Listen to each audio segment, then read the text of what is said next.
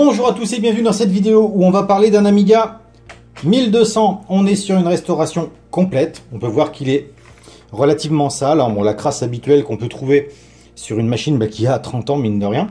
Donc là, on est parti sur un très gros nettoyage. Et de plus, il y a une panne à résoudre. La panne, quelle est-elle? Eh bien, c'est très simple. Il marche pas. Voilà. Comme ça, il n'y a pas de débat. Cette machine ne fonctionne pas du tout. Donc première chose, on va l'ouvrir, on va regarder ce qu'il y a à l'intérieur, débrancher un maximum de périphériques et tenter de faire redémarrer la carte mère seule. Allez, c'est parti!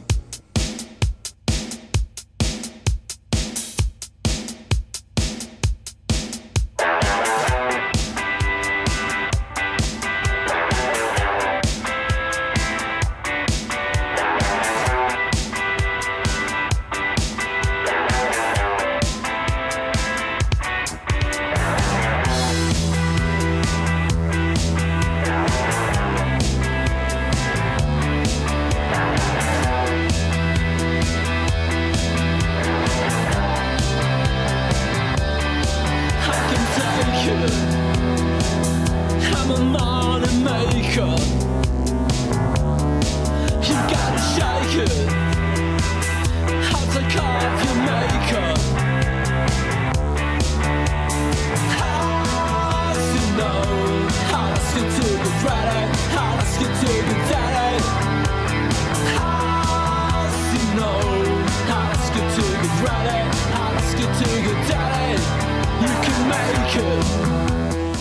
Bien, ce qu'on peut voir en premier lieu, c'est qu'on est sur une révision 1D4, qu'il y a des coulures d'acide au niveau des bancs de résistance ici, donc c'est lui qui a coulé. On en a d'autres ici, c'est lui qui a coulé. Ce qu'il est intéressant de remarquer, c'est que les deux condensateurs qui sont là, ainsi que ces deux-là, ne semblent pas être les mêmes que les autres qui sont là. Et les soudures me paraissent pas d'origine. Alors, je sais qu'il n'a jamais été recapé, mais par contre, les soudures me paraissent très vilaines.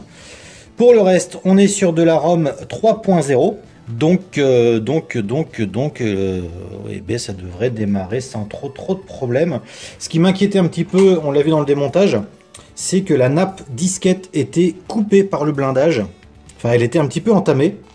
Donc j'espère que ça n'a pas créé de court-circuit. En attendant, on vérifie que les ROM soient bien en place. On branche et on démarre. Bon, une fois branché, ce qu'on peut voir, c'est que l'Amiga est démarré avec des ROM 3.0, donc c'est bien les ROM qui sont installés. Donc pour l'instant, c'est plutôt bien parti.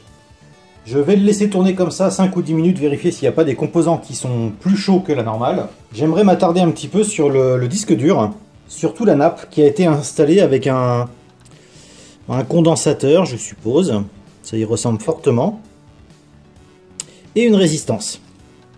Et une diode, ah bah décidément. Alors apparemment ça pourrait être, parce que là on est sur l'alimentation, ça pourrait être tout simplement pour permettre à l'Amiga de booter avec les disques durs qui sont trop lents. Alors il faut savoir que là on a vraiment un vieux disque dur et ça peut être pour ça. Donc ça on oublie tout de suite, de toute façon il y aura une compact flash d'installer. Donc là je vais installer ma compact flash et je vais mettre la carte d'extension. Donc le système sur la carte c'est tout simplement un Workbench 3.1. La carte d'extension est une Blizzard 12.4.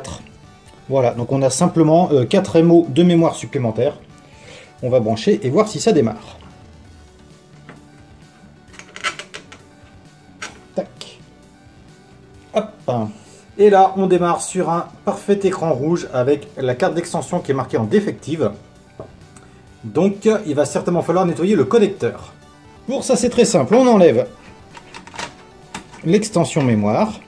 On va utiliser une gomme à encre côté bleu pour rendre en fait les contacts bien brillants. On fait la même chose de l'autre côté.